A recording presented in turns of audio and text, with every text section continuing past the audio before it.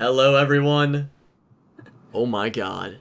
It is time to get into episode 65 of the What the Sheep podcast, where Laudna and myself will be discussing and 100% breaking down, or freaking out over, breaking down and freaking out over Critical Role Campaign 3, Episode 6.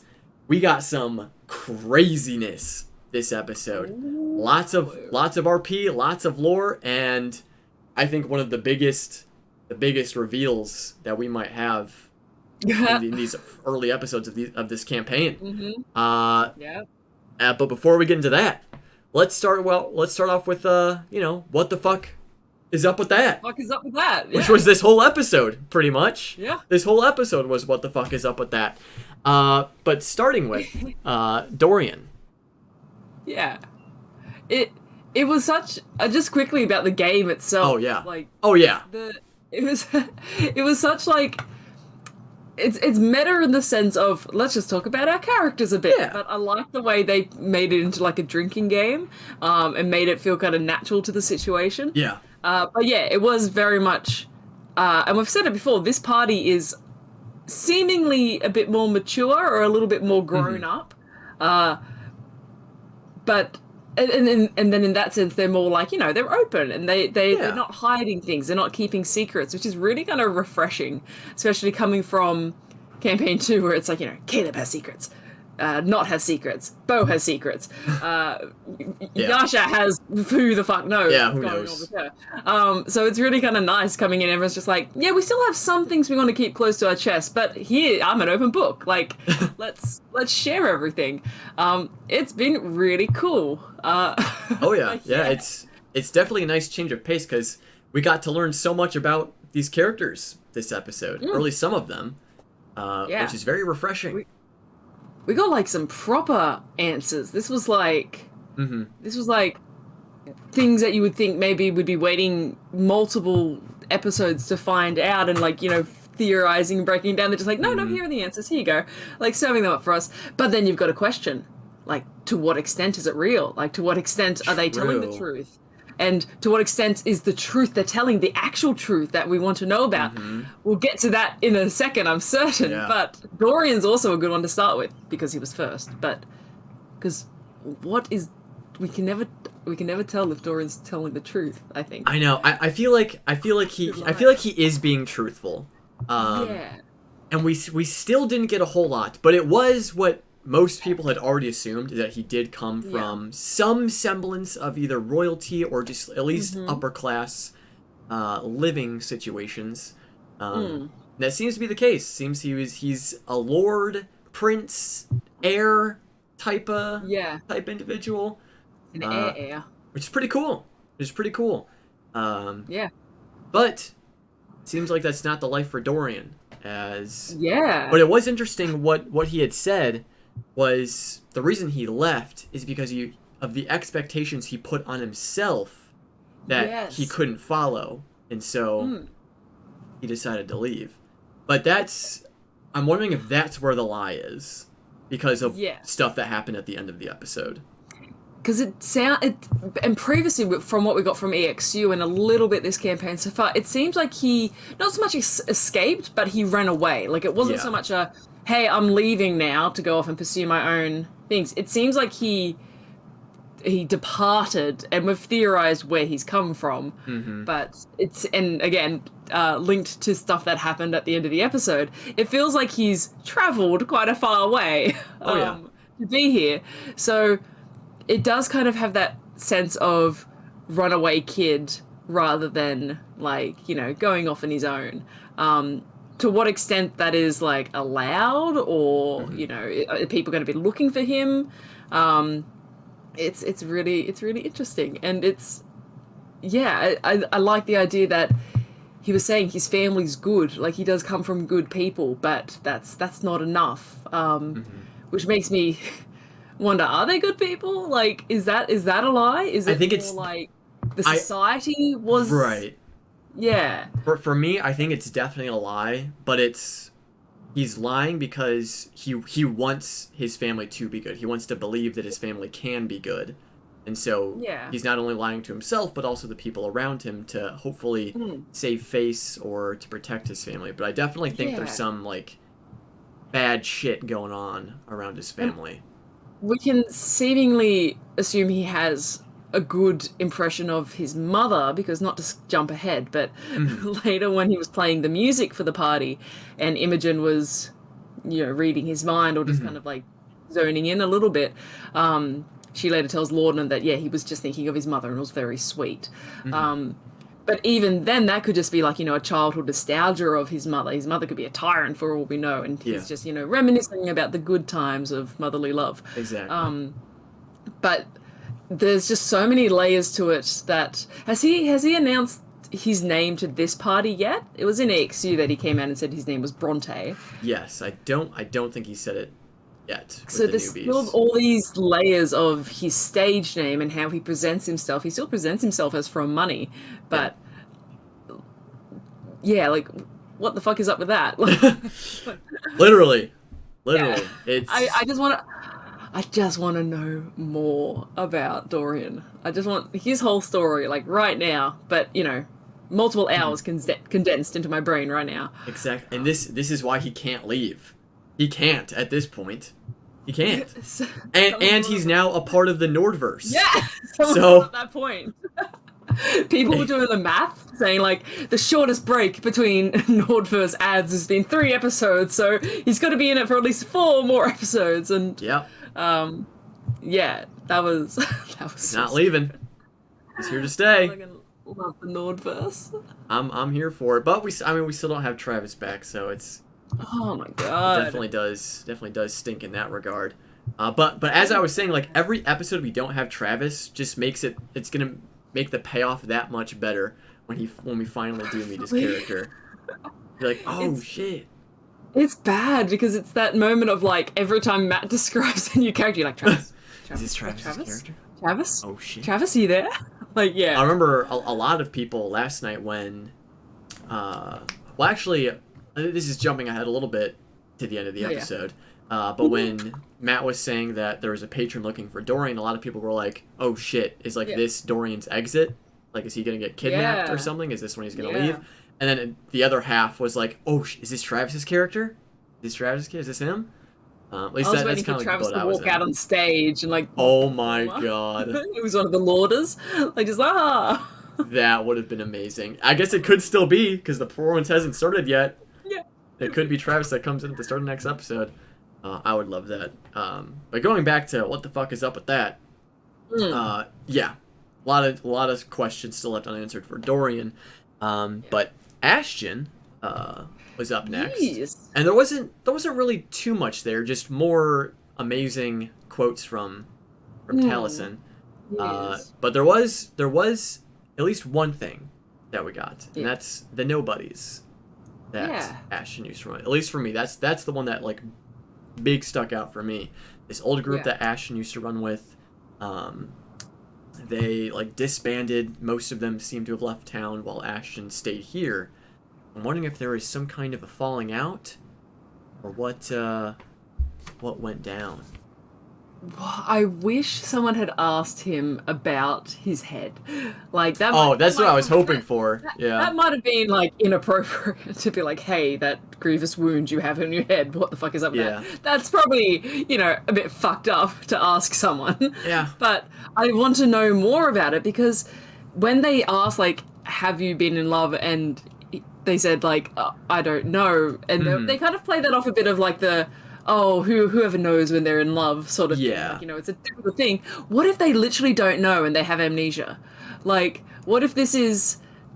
We've thought about Molly this before, 2.0? Like, what? Could you imagine? I didn't draw that connection, but could you imagine if it is, like, a situation where Ashton does have... It sounds stupid now because of the Molly connection. But yeah, imagine if, like, there is, like, some aspect of memory loss or some aspect of, not knowing their past. No, I don't like it as much anymore that it brought up Molly.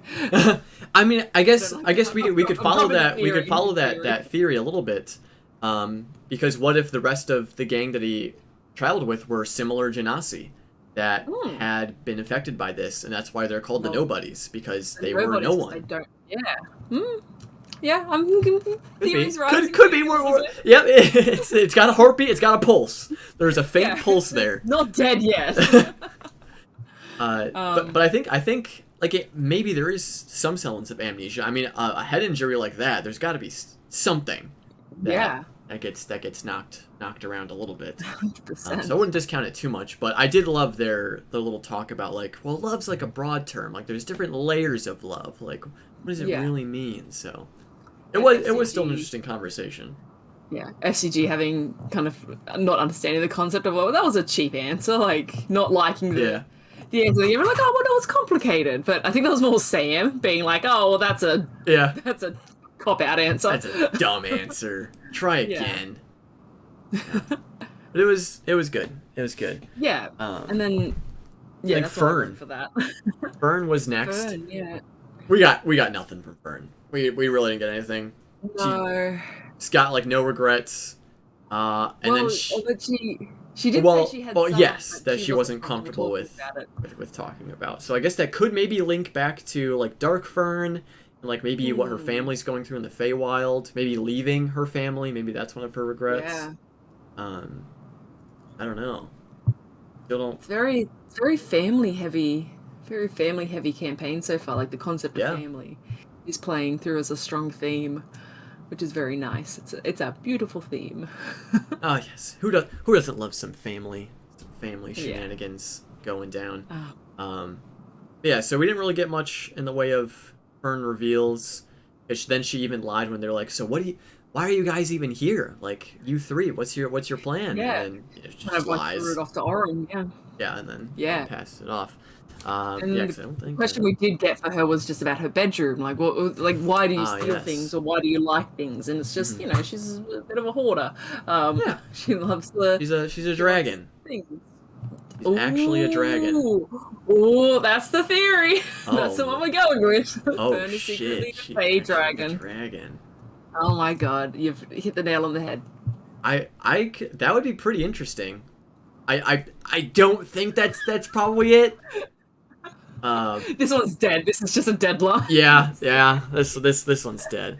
This will be like my headcanon is that. But we've got to say it. We've got to say it so we can link back. Like yes, exactly. It's in the universe. It's in the universe. You can be like, we'll just say now, pretend like we're not discounting. Like Fern could actually be a dragon. Like I think that's a solid theory, and we don't disregard this theory at all. And then we cut there, and now we have that clip so that we can be like, hey, look, we said Fern was a dragon way back when.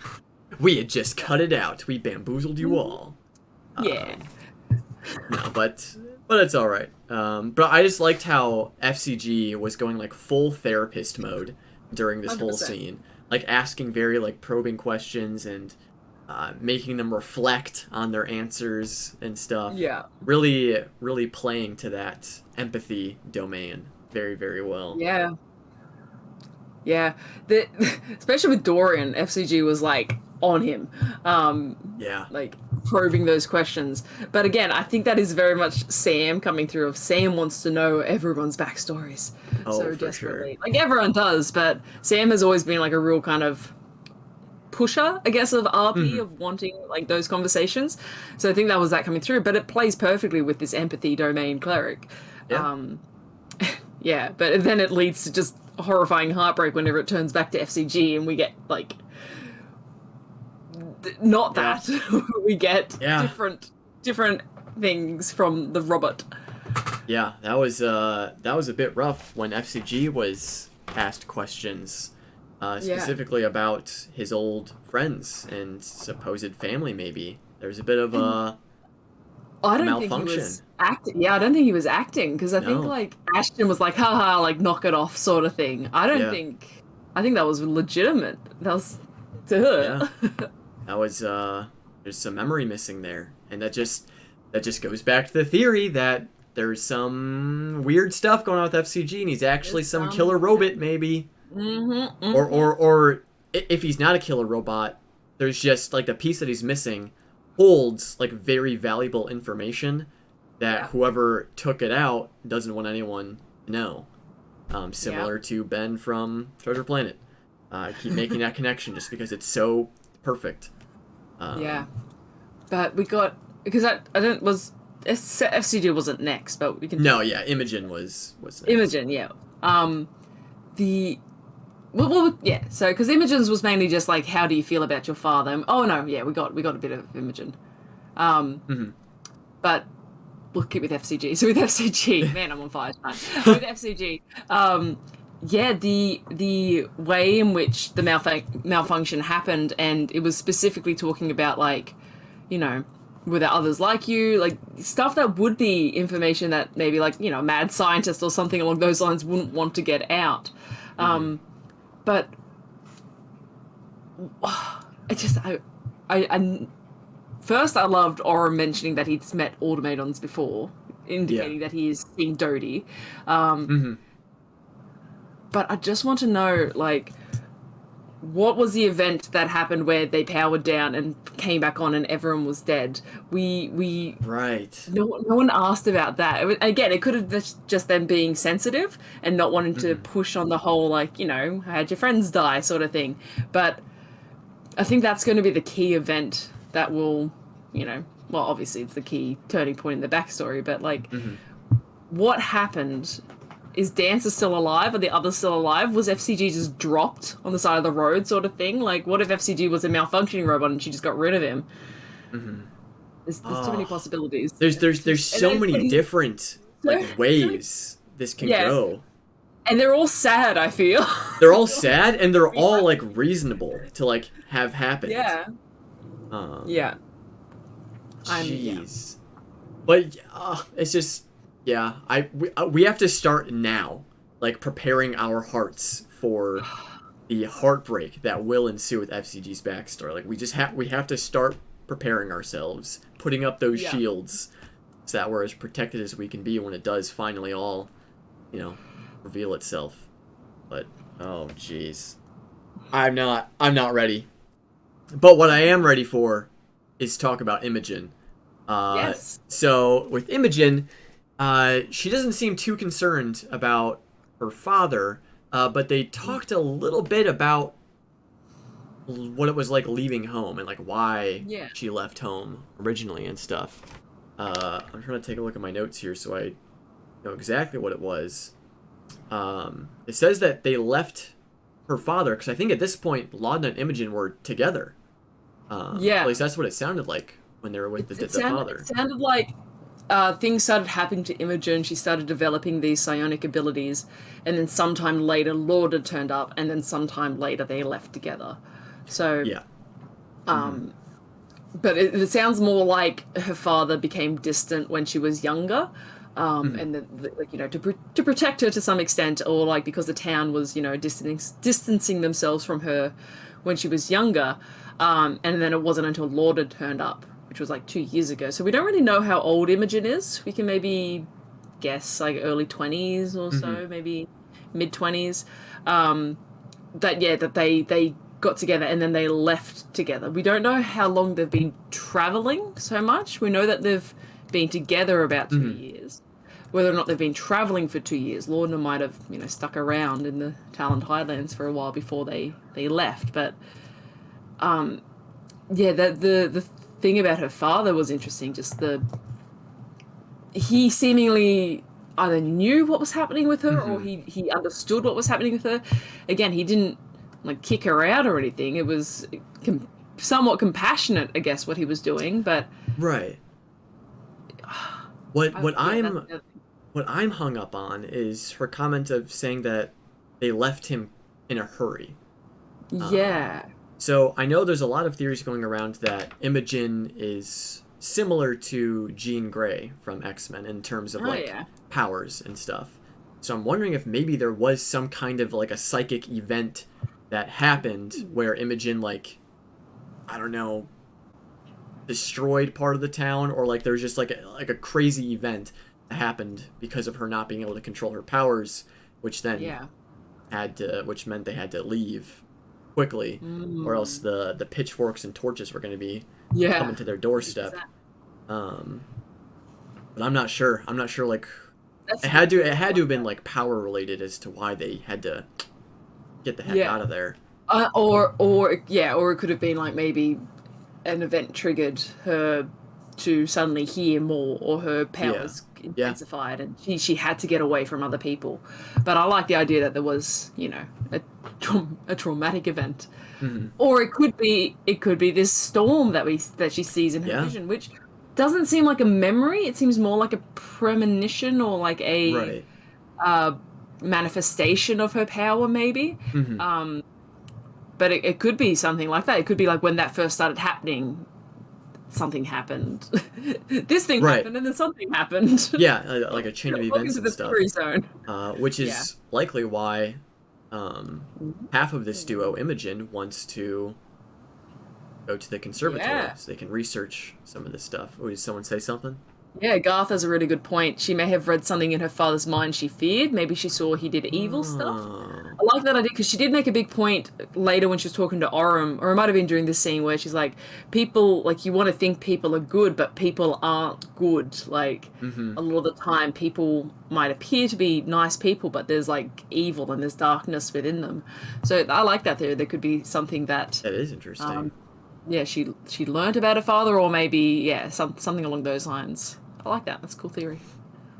So it seems like not only does Imogen maybe want to do some research into her powers and maybe into this premonition or cataclysmic event, but we got some Laudna stuff.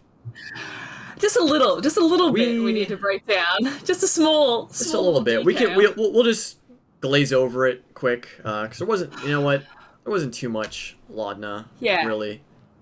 I mean, the first, well, I thought it was funny. The first question that was asked was, "Are you dead?" Are you dead?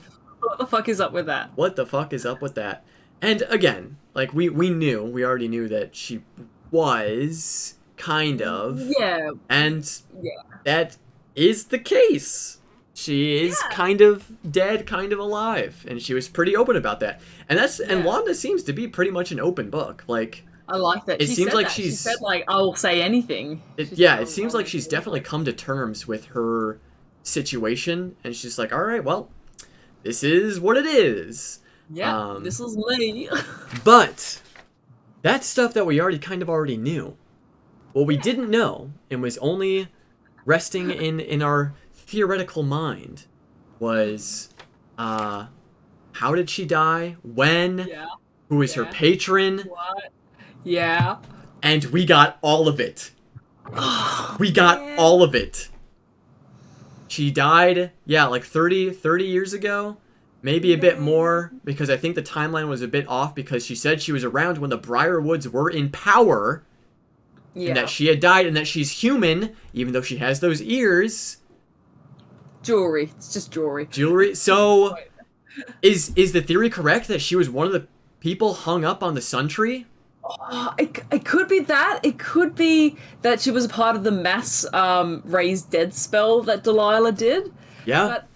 But the other thing too, the thing that's not kind of sitting, I don't know, because she mentions how, like, she had, sorcerer powers. She had innate magical powers. And the way she phrases it and doesn't go into detail is about how her parents wanted a better life for her. It sounds like she was presented to the Briarwoods. Not so much that she was just randomly killed. It sounds like she was presented and she was then killed and then brought back. But I think there's more to it. I think there's more to her death that we need to learn about. Yeah. Because it's tricky in the sense of, like, was she just, killed when a bunch of people in the town were killed? Or was she killed specifically for a purpose? She does mention waking up amongst a bunch of other bodies. Maybe it was a part of an experiment that Delilah was doing about, making mini liches, making magical undead. And it just didn't stick with Laudna. She became a hollow one instead. I think there's so much more to go on with that. But the fact that seemingly she became a warlock at this moment, or she got this connection at this moment while Delilah was still alive. Don't know why my voice did that. While she was still alive, and is now dead. Maybe? Question mark? I guess, But and it's basically present. it's basically 100% confirmed that it is Delilah, because a her was mentioned, a her, a she, and she said, and a D, the letter D was mentioned. It's not. So how can it be Delilah? Or is it Vecna What if it's speaking Vecna? through Delilah? Or as Delilah? Because that's like, because Imogen or Laudna probably doesn't know who the hell Vecna is. She only knows who Right, Delilah yeah. Briarwood is. And so Vecna's like, okay, I can manipulate Laudna by impersonating Delilah because that's who she Yeah. knows. Yeah. And the But I think- want it to be Delilah. I'm just okay. trying to think of like think- different potentials. I want it to be the person Delilah. she's speaking to is Delilah. Yeah. I think that makes sense. But whether or not Delilah is the actual source of the pact magic, Mhm. or because we don't know what Delilah is. She died, she came back as a clone, and then she died. Like, she dead. She got reanimated, I think, right at the end, but then she died. Like, Yeah. her body is more. Silas is no more. Like, Yep. she should be gone. Unless she had that, like, what were we saying? It was like the Trent Icathon theory, like just jars of clones all Could lined be. up somewhere. Or maybe she was getting close to like lich status because of like Vecna's teachings or something. Yeah. And because she was a follower of Vecna, the thing she said when she was speaking to Laudna is, it must be kept secret. Vecna is the god of whispers and secrets. So, True. and we can't discount Vecna. Vecna is a fully realized god at this point too. Like, they defeated Vecna and he was sent away, but he still exists and he's still a god. He could have the power to resurrect Delilah. Like, she could be alive. She could be on the other side of the Divine Gate. We don't know, but she could be in Shadowfell. Probably not. The Raven Queen might not like that. But yeah. Oh my god. But just watching like Talison's reaction to all of it 100%. was great. He was Tal- loving it. Talison's and in character Orym, because he was great for that whole scene of first it started, I wrote the quote down, it was like Laudna said, well, I definitely died, and Orym goes, what are we talking about? Like, what the fuck is happening? But anytime she mentioned the Briarwoods or like anything like that, Orym is like, you know, like pinballs spinning around in his head. Yeah. What's going to happen when he finally gets a message back to Keyleth? Like, hey, Keyleth, we dealt with this scenario, yada, yada, yada. By the way, I'm traveling with someone that speaks to Delilah Briarwood. Thought you ought to know. Is this what Matt meant when, like, you know, don't, like, abandon all expectations? Is this going to, like, tie into more Vox Machina storylines? What is happening? Oh my god. Yeah, because there's so much. This is literally going to be the Avengers campaign where they get all of the different parties coming back. Because it would make 100% sense if Orym knows what the Briarwoods did to Whitestone and to like Percy and all that stuff, and he finds out that like Delilah's back.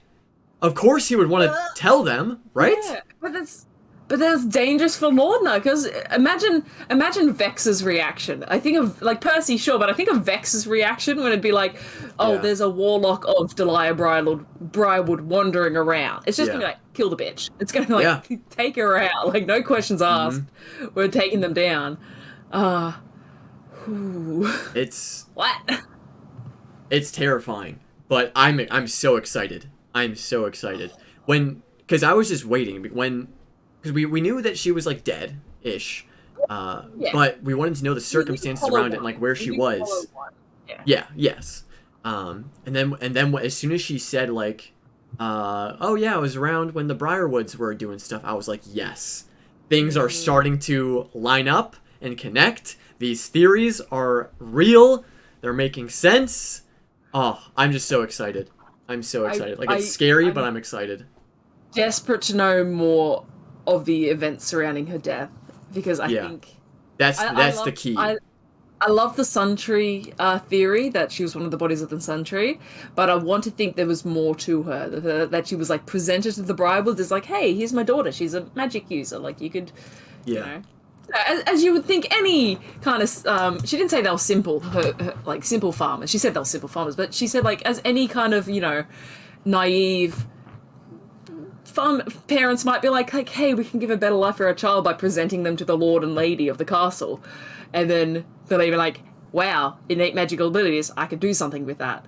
I think there's something there. I think there's some could maybe because I mean Delilah did her own like experiments and stuff, but Delilah's experiments were more linked to Vecna. Ripley, on the other hand, was more into the human experimentation, or like the biological experimentation. So maybe she was given to Ripley or stuff. What if Laudna is like Delilah's phylactery? Ooh, I had that thought and I didn't like it. What if she's like a Horcrux?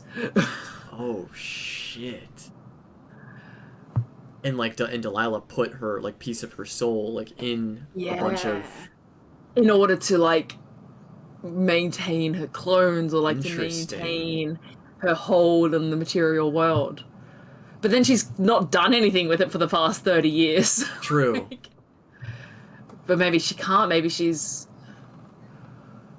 Oh, what? Oh my god. What? Oh no. There's so much. There's so much. And you know what else is so much? The incredible talent of this Critical Role community and the artists that fill it. As we switch over and look at some fan art, to take a quick break from amazing from the insanity. No, you're gonna show my fan art, and that's gonna open up a whole nother range of theories. Like, let's go. All right, let's go. I've got things to say about my fan art. Well, we'll look at mine first because mine is pretty topical to Imogen, or not Imogen. Sorry, Laudna. Switching over here in a second, we have this beautiful art by @CaitlynLeeds on Twitter. It was the scene in which the voices peered. The eyes as well. Mind. That's such a good like Vecna callback. Like the eyes peering through the green eyes. Mm-hmm. Oh my god. Mm-hmm. I love it. Oh my god. The careful dude. Some things are meant to be kept secret.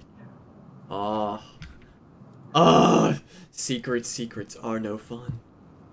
Oh my god. I can't. I'm just so excited. I'm so ready. I'm ready for it all. All right. Oh. Let's take a look at Alana's. It's just wild. Okay, it is wild. It is absolutely wild.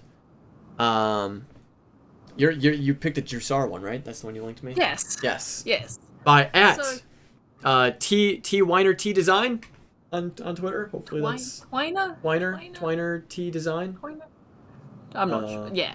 But incredible. So this was retweeted. I retweeted on this on the What the Sheet Twitter a while ago, like during the break. I'm getting too worked up. So the artist, T Weiner T Design. Sorry, I don't know how to. The O they are on Twitter.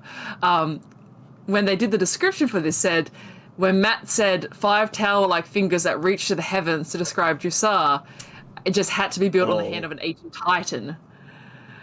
Shit. The concept for this is that it is like an earth elemental titan's hand reaching up through the sky. Shit! Blew my mind. And now I'm back on the Titan train of there's some fucking elemental bullshit happening this campaign. What if it awakens? Right? And the fact that there's tunnels, I remember I think someone in the Discord said like, oh, the tunnels are kind of like reminiscent of veins, but I'm not sure Titans have veins, but the Titan that they fought in Vasselheim was filled with caverns and holes and tunnels and all sorts of things. Oh, wow. And if that's the hand, the tunnels then go down into the body. Yeah. It's like some bullshit happening there. Like, what's going on? We've talked about, like, maybe there's an Ooblex, like that's what Duggar was. What if there's like some abyssal bullshit, or like some, not abyssal, aberration bullshit happening in there? Matthew Mercer. I want it all now, Nico. I need the answers. That is badass. I hope that's what it is. Like that's set up too perfectly. Right? That is 100% has to be. Right? But then how do we like even get confirmation from like of that in game? Like, do they have to go research, or do they have to like delve into these tunnels on their own and maybe figure it out? That's what I'm hoping for. Like that. We discussed that maybe the fact that Duggar isn't fully dead, or that Duggar was just a simulacrum, and that Duggar is on their way back, and they're going to have to dig down deep and find what's going on in this weird fucking Titan's hand, is what I'm now calling it forever. Yeah. Holy crap. I subscribe. I subscribe to that theory 100%. 100%. But I guess shifting focus back to what the fuck is up with that. How do we shift focus back? I don't even know how. What the fuck is up with that Earth Titan? That's what it is. What the fuck is up with that? But there wasn't much else that was discussed in the game, at least that I took big note of.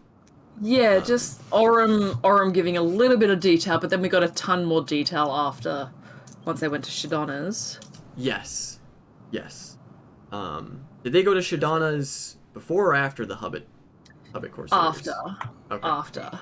Yeah. Gotcha. Because yeah, I think their next stop was then to go check in on the Hubbit Corsairs. Yeah, so go see Yash. But every time Matt says Yash, it sounds like Yasha. Yeah. It really throws me off. Mm-hmm. It's Yasha. Yasha. It's just a really strong sha sound at the end. Yasha. Yeah, every time I'm like, what? Where is she? Where is she here? I'm waiting for it. But he's great. This guy's a lot of fun. They're definitely not the leader of the Corsairs. Yeah, they're definitely not leader. Yeah. But he's a really cool character. I like him. I definitely get like trickster Robin Hood vibes, like 100%. But I don't think he's bad by any means. But I didn't like how they were eyeing up Dorian after learning that he was, of wealth. It's just like, add him to the file? Like, it's like, no, back off. Yeah. I love Laudna's protective stand. Like, what's this? You want to fucking what? Yep. Laudna stepping in there, protecting the boy. But they didn't really get too much from this conversation. I mean, they established that Lord Esteros wants to have some kind of a business arrangement. They expressed their concerns with that because of rumors that surround Lord Esteros. Yeah, I like he is that. also, I like that but he is also in a position of wealth and power, and that's what they're against. So there's definitely some apprehension to work with them, but this meeting did start the chain of asking people what's the first word that comes into your head when you think of us. Which I feel like something's got to come out of this. Like, they want a group name. It's clear. It's obvious they want a group name. So he said Trouble. Right? He said the first I think of it is Trouble. Good start, I think. Trouble's a good start. It's a good baseline word to work off of. Yeah, we'll pick this up. Yeah, shelve it for now. We'll come back later. Yeah, no, it's good. But yeah, I like the idea of them just popping in on this guy whenever they feel like it, to be like, hey, quick update, but also a million questions, like, all right, let's go, sort of thing. They got very comfortable very fast with these people. That seems to be like the nature of all of their relationships with people so far, because that's what they did with Esteros. They're like, all right, we're going to go to this job, bye, and then they come back like the next day, oh, by the way, we have all these questions. We have more questions. Yep, yep. Yeah, can we have some fucking money, please? Fine. they're a very dependent party, like capable, but I think but I think that comes from them being more kind of grown up and mature in the sense of just like, well, we need to make sure we're not breaking any rules here, guys. Right. Like, we gotta ask permission first, in the most chaotic way possible. Yeah, I like them. I like this party a lot. Yeah, 100%. But then after they dealt with the Hubbard Corsairs, they decided to make their way over to Shadana because they were wondering if. Was it Estros first or Shadana? I think I think it was Estros first. Yes, maybe it was. Yes, it was Estros first because then they went to Shadana's, which is when Orym dropped a bunch more stuff on. Yes. On Oshad, Breshio, and all that connections. Yeah. Yes, they did go to Estros first. But again, they didn't really do much there. No. They were kind of just confirming and relaying information from the Hubbard Corsairs and checking in on when they can talk to Oshad. Yeah, I think they did kind of put a pin in the theory that Estros maybe killed the woman. What was her name? Lady Madame Prudage. It's Madame the Prudage estate. Yeah. He kind of stopped that very quickly. Yeah. He got very serious very fast, and I like the whole I think it was because Ashton does not seem to trust him, or at least doesn't actively distrust him. It's more just a healthy level of not trusting. Yeah. But I think it was very much like Ashton was like, or Taliesin was like, "Is anyone going to inside check?" And I think it was Liam and maybe Laudna were like, "Oh, we don't need to. Like, we believe that." That's pretty. That's pretty on obvious. There was an intensity behind it where it's like, okay, yeah, sorry I asked. I understand. Yep. I'll buy it. Yeah. Totally get it. So that is nice that at least we can maybe possibly confirm that. Yeah. Estros is a good guy. He's a good guy. He's chilling. He's straight chilling. Yeah, I mean, he gave us a little bit more information on Oshad Breshio, but still, again, it's stuff that we already kind of knew. He was a bodyguard for the Loomis twins. Stuff went down. He was gravely wounded, and now he's in and out of consciousness. And we did get more information about the anger from Ashton. I think it was in this scene. It might have been later, but yeah. He had knowledge of him as like a mercenary type or as this like well-known figure in the area, which I love the concept that he wasn't the guy that started fights, he was the guy that ended fights. Yeah. He was this well-known, well-respected, well-feared figure, which is such a cool kind of concept for a character. But yeah, people bring up like older than we kind of thought. Yeah. The thing that's like tripping me is we're getting so much information about the anger. We're getting so much kind of backstory and background and shared information that I feel like it's probably not going to be Travis's There's no way. I don't think it is. Because, they are getting a lot of information on him. Yeah. I feel like it would be cool, but maybe they're still connected somehow. Maybe they're like... Yeah.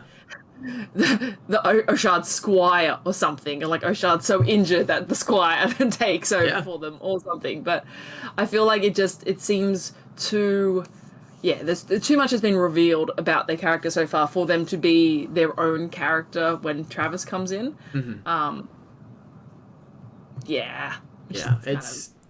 It was nice to think of it at first, but now it's definitely seeming like it's not not the case, but that's okay. I'll be happy whenever we do get Travis's character and what all that theories on that too, but we'll get to that when we get to Orym's story.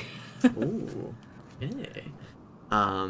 Yeah, I mean they really didn't get much else from Estros, except a potential lead for a what? Oh. I was gonna say a word. He gave them a word for their team name. Oh yes, eclectic was the first one. So they have Troublelectics, the Troublelectics.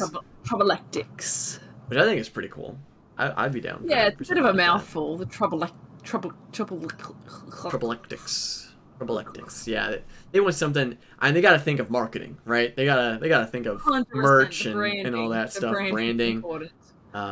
So yeah, they got a lot to think about.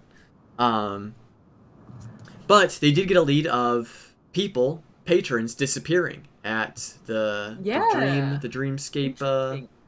Theater. Yeah, So that's a interesting.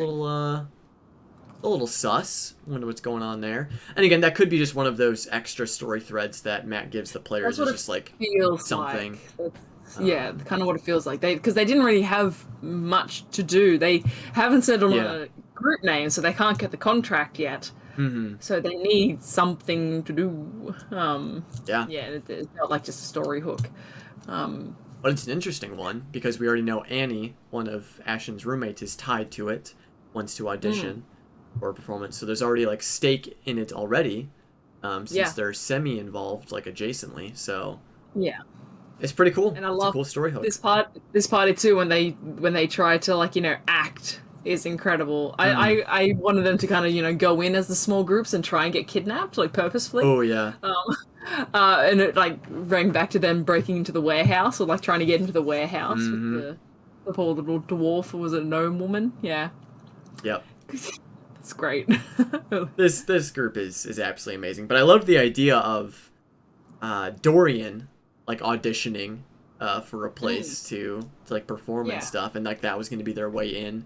But instead, they heavily bribed their way through once we got to that point of the episode. But before they went there, this is when they went to Shadana's. Yeah. Oh my god, she's the cutest. Oh my gosh. She needs to be protected at all costs. The noises Matt made. He did at one point when FCG spoke, and she made like this high-pitched squeal. Yeah. And it was the cutest noise. It was the cutest noise Matt has ever made. Yep. She's gorgeous. It's gonna suck best when she's like a lich or something. Yeah. It's gonna hurt real bad when she dies, or when she betrays the party. She's the Ublex, or whatever it is. She ate her husband. Yeah. I get a picture of like the old lady fish from the SpongeBob movie. That was on top of the angler. Yeah. Come on, fresh cookies. Oh no. That's what it is. She's the kingpin. But she needs to finish. Yeah, she needs to finish that shawl for Laudna first. Yeah, no, because because like they got to come back and she's going to be murdered or something, and Lorna's going to have this half-finished shawl, and it's going to be like she couldn't finish the shawl. No. Angst. I'm here for it. That's less angst. That's just more depressing. That's just sad. That's just sad. Depression. That is not it. But yeah, we did get more from Orym in this scene. We did indeed. This is when I started like my new page of notes, because like, oh boy, all right, here we go. This is gonna be this has got to be a lot. So yes, it was about 6 years ago that there was some kind of an attack on Zephyra that was targeting Keyleth. There was an assassination attempt on a level 20 druid. Good luck with that. Who the fuck? Yeah, who has the audacity? Who's got it? What a fucking idiot, right? Yeah. Not ideal. People died, so it was successful to an extent, because you gotta imagine, like, if you're living in Zephyr, you're like, we're fine, we got Keyleth, she's a level 20 druid, nothing can touch us.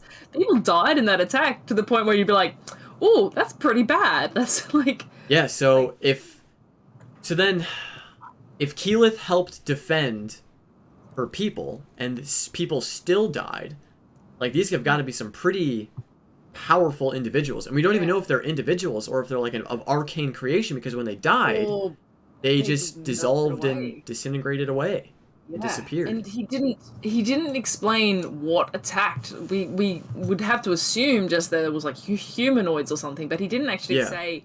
He didn't say it was like shade creepers or anything like that. He just said people attacked, and when they died, they disappeared completely, which sounds like shadow sorcery, maybe, or like shadow fucking people. I don't know. So, Shadow assassin. That's the word I was thinking of. Yeah. Yes. So my thought is, so if going off of Warforged Games idea here, Major Zahir from Korra Energy, someone's targeting leaders in some capacity. So branching off of that, if they are targeting like prominent figures or powerful figures, why the Loomis twins? Like, why them? Like, what are they connected to? Like, what significance do they have? Because the Hubba Corsairs, or maybe it was Lord Estros that was saying it, is that they weren't really involved with anything bad or corrupted or evil. They were just more curious, if anything. So, like, why were they targeted from it? And how was O'Shad able to survive this attack? Right, yeah. Well, seemingly with great difficulty, because the sense we get that is that O'Shad is in no way, like, capable of... Or he's recovering, but, like, they've had to, you know, essentially stasis him or, like, put him into a coma or something to recover. They've been out of it for a while. I just want to point out, people are saying no one died. Orym, they did ask Orym, like, did you know anyone that died that day? And he said yes. So, I'm sorry if something else was said, but I could have sworn people died in the attack of Zephyr. I think I have it written down here as well. But, yeah, like, is it connected? Is it just random attacks? It feels like it's targeted. If you're like, you don't just randomly target Zephyr. Like, that is, there is a key political figure there. The thing too is that we know that O'Shad has a connection to someone that has a connection with Whitestone, Yes, and that's how the told word Keyleth got around. what, Now, who might have a connection with someone that is a famously great warrior, capable of stopping bar fights, likes to get in, strong, rough and tumble type, hangs out in Marquette. I don't know what else other connections I can make. But what if O'Shad is like, you know, a battle buddy of old Grog Strongjaw? And what if he was the target, not the twins? What if Grog Strongjaw in Drusar was the target of this attack and someone is targeting Vox Machina members? Interesting. That was 6 years ago in Zephyr. This is recently that this has happened. So it could be a random thing. It could be like... If that's the case, maybe it's connected with Delilah coming back. And she's trying to get revenge and kill off all of Vox Machina. Ooh. And if that's the case, who might Travis be playing? Oh. That's a stupid theory. He's bringing back Grog! Grog comes back to the table. Oh, shit. Matt did say throw all expectations out the window. Not even as, like, you know, a regular party member. Yeah, of course. What if we're able to sit down at the table and play old characters, kind of co-DMing as NPCs, but playing their characters? That's exciting to me. I'm definitely interested in this theory, but I feel like they could play it out as, like, the members of Vox Machina are getting targeted, but I feel like that's taking away from the stories of these characters. True. But I do I think like it would that be idea. like bit. I think it would be a bit piece. I don't think it would be character's new character is Grog. Character's new character. Travis's new character is Grog. Right. I think it might be like you could sit in a bit for it. And this would be, as I love to think about, old man Grog, because this is 30 years. Grog would be in his like 60s, late 50s. He's getting on a bit for a Goliath. So we'd be looking at like an older, potentially not as strong Grog. Think like this is a 30-year-older Grog. This is a Grog that's probably learned how to read. True. Could be a lot smarter. You know, yeah. I just like this concept that... Because then otherwise, forget Grog. Who's this contact? How do they know? Right. Could it be Scanler? Could it be Kaylee? Because they have a lot of involvement in Marquette. Yeah. It could be that maybe the twins are... The twins. What if twins? No, that'd be too bad. That'd be... Forget that. Oh my They're god. dead. I've got to remember the twins are dead. It'd be a much bigger deal if Vex and Percy's children died. Ah, yeah. Yeah. Yeah. Nope. But all this stuff, like what's going on? It definitely seems like Matt wants this Oshad and this like assassination plot hook to be like the first main one of the campaign. Yeah. Well, yeah, I don't think you can be like, hey, there was an attack on Zephyr and not have that like play an important role. Which could mean it might not be like this crazy huge thing if it's like the first arc. It's something that they can resolve at these early levels. Or this could just be the beginnings of what could be like a major arc down the line. Yeah. Like, because they might not be able to resolve this when they go speak to Oshad. It just might give them more information or a new lead of where to, like, you know, they learn about some business dealings that these twins had, and then they can explore that later as they continue on. I mean, as we know with Campaign 1, the Delilah, like the Briarwood arc was like the first huge one of Campaign 1, but then that just was setting up the Vecna arc, which was the last arc of Campaign 1. So it could be like a similar thing happening here, where there's a little bit of a setup for a first major arc, but it's setting up even more for stuff down the line.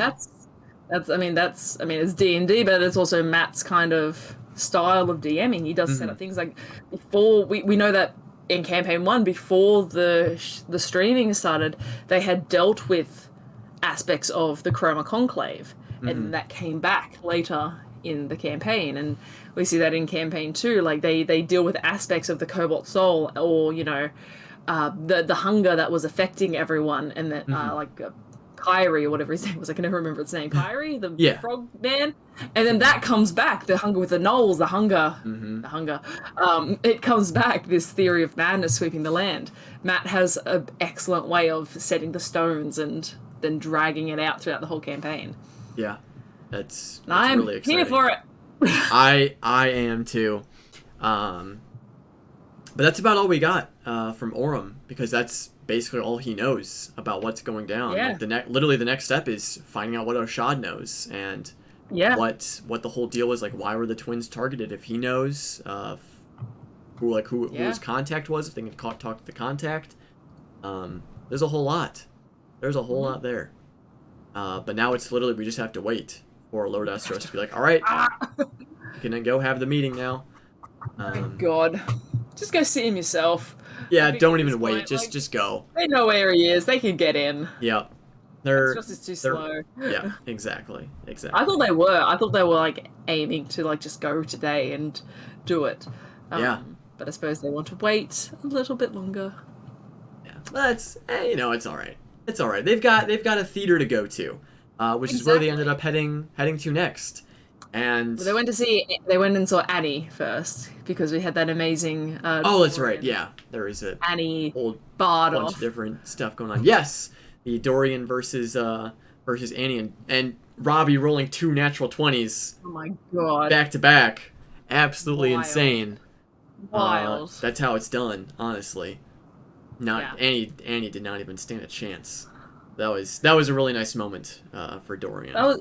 Yeah, and I think for Robbie as well, because he's performing pretty poorly.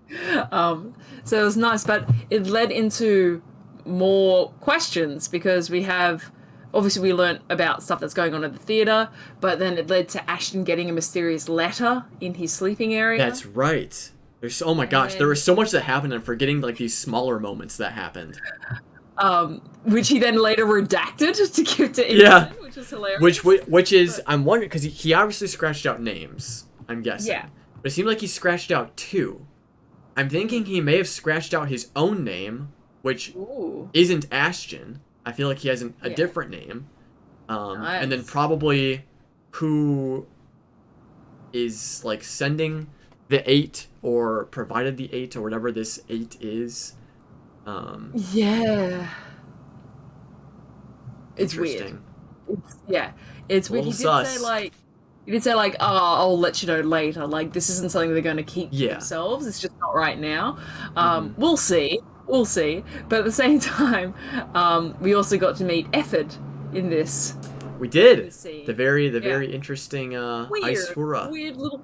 I was getting major old Greg vibes. I don't know if you've seen that video. Yeah. Or that's I'm old Greg. yep. That is exactly the vibe I got from this from Effid the Fallen. That's such a cool concept of like this like Aarakocra type or Esifura, whatever I can't say it, type that is essentially disabled and can't fly. It's the way it was crawling on the ceiling, horrifying, but also just the way they spoke and how like you get the idea that the characters in the Crook House are this kind of like circus almost of strange, unique nobodies. It feels less of like a boarding house for the homeless and more like this is literally a circus down here. The people here are strange and bizarre and unique, which is great. That's such a cool location. But this guy was weird. Super weird. Yeah. Super weird. We need that. We need a dash of some more weirdness. Yeah, it's good. And Ashton like handles it in their stride. Like they're just like, yeah. Whatever. Like. Oh, it's so people great. I live with. What are you talking about? These are my roommates. It's just these are who I hang with. This is what it is.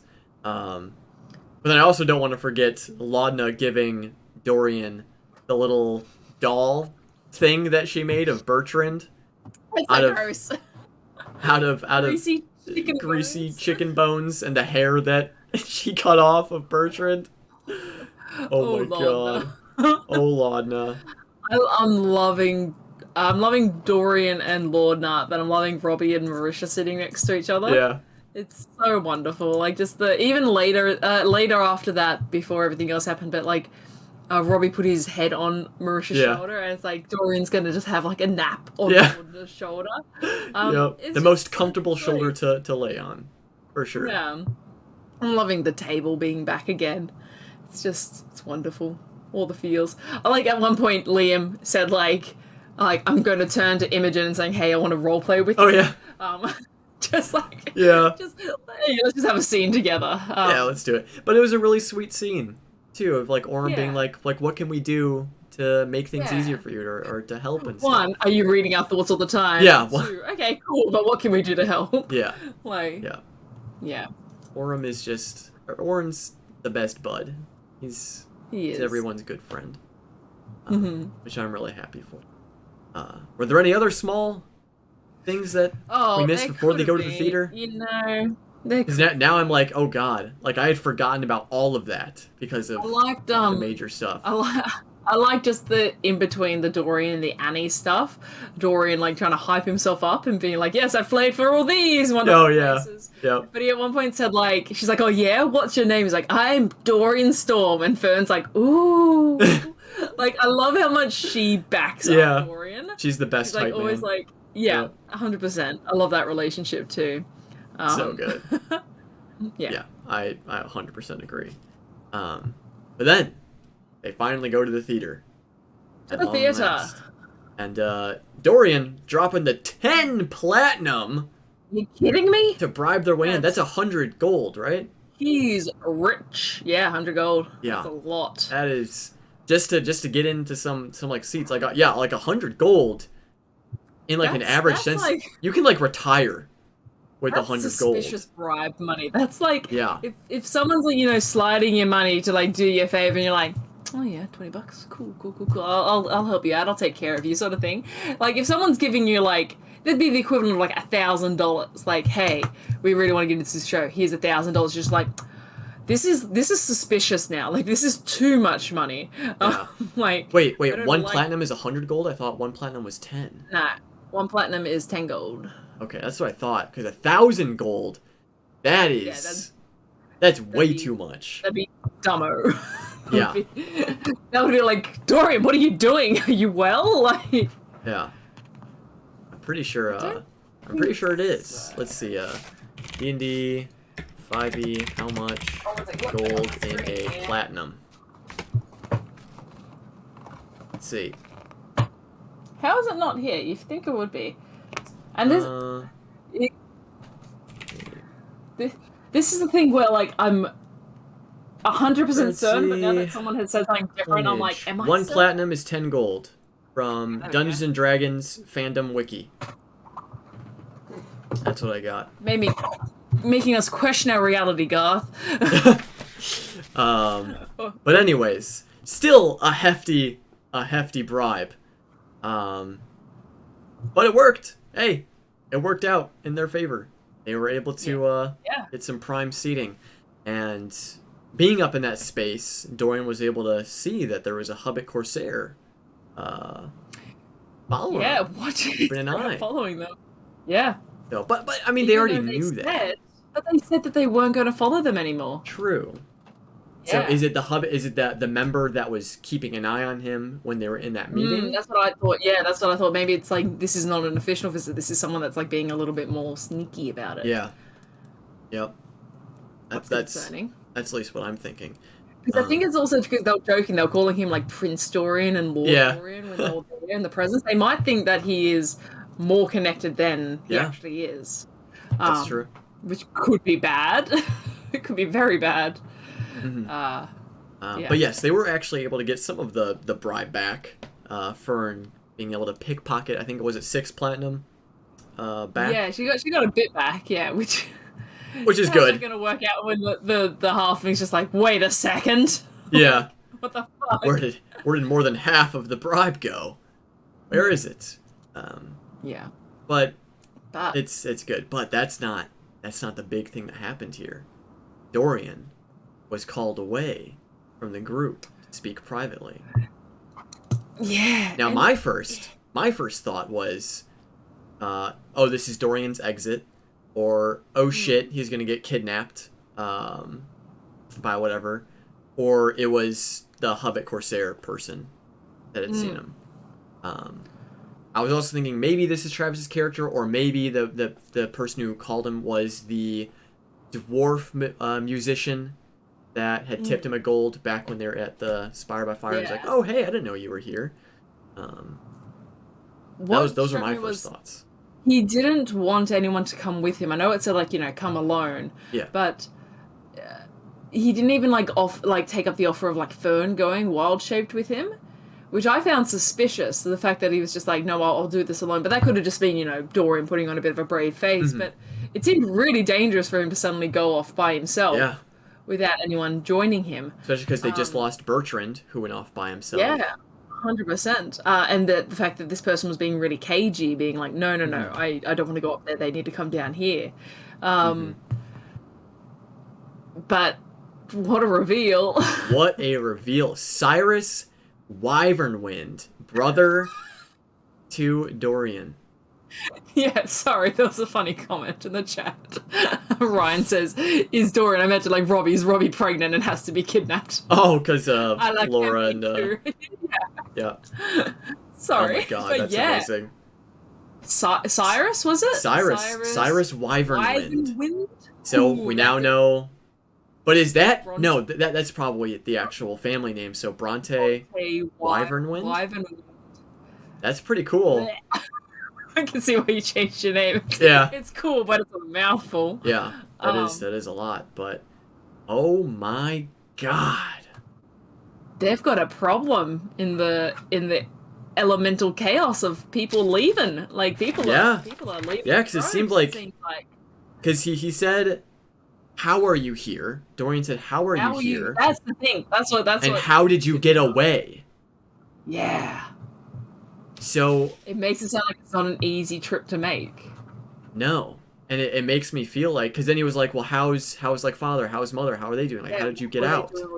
What are they doing without? Yeah, well, what are they doing without you? So like, what is his power structure? What is this? Has Dorian been lying this whole time, even before? Like, what if he's not the younger brother? What if he is the heir? What if he, he's because Cyrus. Or Matt said that Cyrus was the older. The older. Fine. All right, fine. Moving on. But still, oh my god. And this guy was kind of aggressive to Dorian. So what are you doing here? Like, what are you doing? Yeah. It sounded like he was coming to retrieve him almost, but then it was like, well, no, I'm out too. Yeah. But maybe the idea is they're meant to keep a low profile? Or maybe maybe Cyrus knows about the missing people and he's like a part of it, and so he's like, what are you doing here? Like, you could be one of the people we have to yoink or something. Or maybe Dorian lied when he was leaving and he was like, I'm going to do something else, and then just like, what are you doing here? Like, you were meant to be somewhere else. It's like, what are you doing here? Well, what are you doing here? I'm asking the questions, thank you. Like, oh my god. There's so many theories we could possibly talk about on this one. It's But now I don't trust Dorian. Yeah. Not that like he's not that he's bad, but because he's been just lying this whole time. Yeah. He at one point he dropped into a lie so easy. Oh, it was when he came back.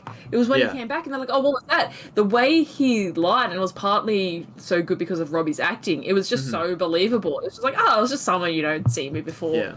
And not a single one of them questioned it. Like, it was just like, oh, yeah, that makes sense. Checks out, sort of thing. I feel like it's going to be a conversation that gets brought up again, though. I feel like they're probably like, okay, like, we'll buy it for now. But it definitely seems like there may have been more to that, especially Orym. Like, I feel like Orym, because Orym then said, like Liam said, he was like clutching the Stending Stone.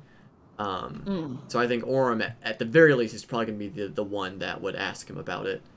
Like, so hey, you don't seem quite right with this. Is that probably away from the rest of the group, in a non-confrontational manner, 100%. Orym will do it, but this episode was just good. So good for lore. Holy shit! This was probably my favorite episode so far. Yeah. Just because of like the crazy amount of like theories that came together to be true, more questions that lead to some interesting things. We got some Zephyr stuff, interesting new characters. Oh my gosh. Just think, we're on episode 6, and we've already got detailed Keyleth references. We've got confirmation of Delilah as a Warlog patron. Maybe, but that's what it's confirmed as so far. We've got theories of Titans being Dressar. We've got well, I don't know. We got so much stuff for 6 episodes in. Like, think back to 6 episodes of Campaign 2 and what they were in the mines. They were killing gnolls. Is that what you were just looking at? Yep, they were killing gnolls on episode 6. Was episode 6 the first one when we got Caleb having like a zone out? Yes, I think. So that was like the first kind of thing, like, oh, this guy likes fire. Oh, there might be something more to it there. Like, it wasn't until episode like 17 or 18 that we got his full backstory laid out. It wasn't until episode 50 that we got Nott's backstory laid out. Yeah. By episode 6, Ford doesn't even know the name Uk'otoa yet, I don't think. Like, it's just like... Ooh, still 20 episodes away from mollycarking it. Like, we've got a lot done in 6 episodes, and it's wonderful. But then you got to think, like, how much of it is true? How much of it is actually going to matter? Are these characters just going to leave and we're going to get new people coming in? Is that why we're moving so quickly? I don't know. I don't want that to be the case. I want to follow these guys for 200 episodes. Let's go. I'm keen. Yeah.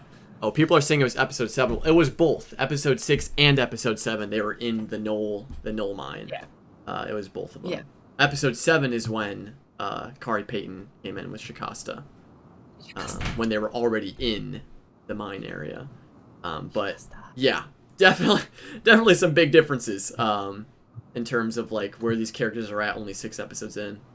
What if Shikasta is the contact that Shard... Oh, shit. Wait, no.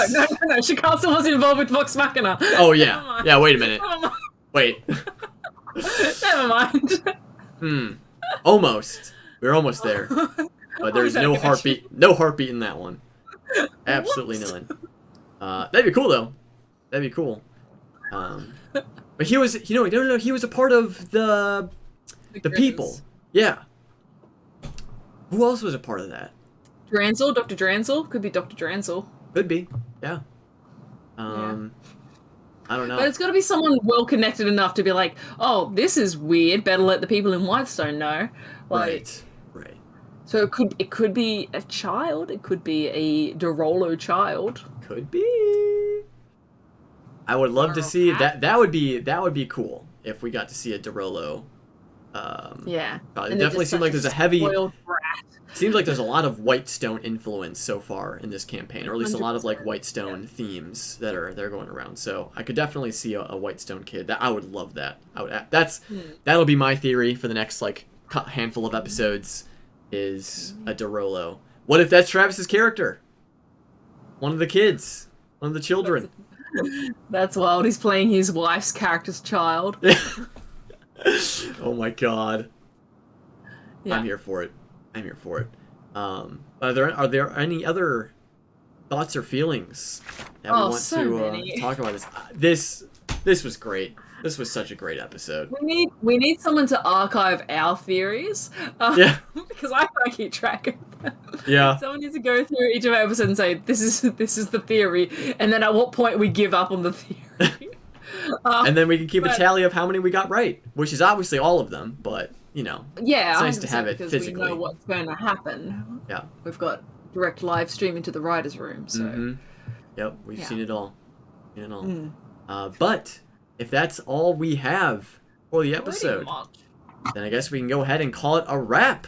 So as always, y'all, thank you so much for joining us. Holy crap, this was an insane episode. And I can only imagine like what new things are going to come up next episode as well. We get to see a theater performance. I wonder if we'll have any like foreshadowing in the performance that, you know, was akin to like campaign 2. That'd be cool. I feel like it's going to be disrupted, like shadow creepers or something are going to disrupt maybe. It's going to force them to have to go into the tunnels. Mm-hmm. That's my guess. That's my theory. I could see that. Yeah, for sure. But if there is just a regular performance, Twitter is going to dissect that performance to its barest bones to try to get any foreshadow. I hope it's just like, you know, a theatrical reenactment of like one of Tarian's plays or something. Oh my god. It's just like a regular play. Yeah. I would be okay with that. I'd be okay with that. But yeah, that's going to do it for us here. Thank you all so much for joining us in the live chat, hanging out, sharing your thoughts and feelings. Thank you to everyone who's going to be watching this on YouTube or Spotify or wherever else this podcast may find itself. Thank you all so much for your continued support and for hanging out and having a nice chat. Of course, as always, don't forget to love each other. Spread the love to everyone you meet, to everyone you see, and also spread that love to our Twitter. Make sure to follow us on Twitter at WhatTheSheepPod on Twitter, where we post updates, we retweet art, and all that stuff. So yeah, be sure to follow us there as well. And I want to mention, pretty much as soon as Travis reveals a new character, we will have the results of the guessing competition. Yep. We have not forgot. We have not. It is still going ahead. It is still coming. We put a pin in it until Travis's character turns up. And I swear to God, if the character lasts for 2 episodes, I don't fucking care. Yep. That's the character we're going with, people. Okay? 100%. 100%. We ticked off this episode like Laudna was a human. Tick. Yep. Great. So excellent. I apologize. We haven't forgotten. It's coming. Just bear with us. We made the decision that we're waiting for Travis's character, so that's what we're sticking to. So thank you all for your patience with that. But anyways, back to loving each other. Don't forget to love each other. Most importantly, don't forget to love yourself. That is the most important that you can do. So make sure you're taking care of yourself. Drink some water, eat some food, get plenty of rest. Thank you for being here, and I'm proud of you. So, with all of that being said, I hope you all have an absolutely wonderful rest of your morning, day, evening, wherever you may be on this glorious earth. And we'll see you all very soon. Bye, everyone. Bye.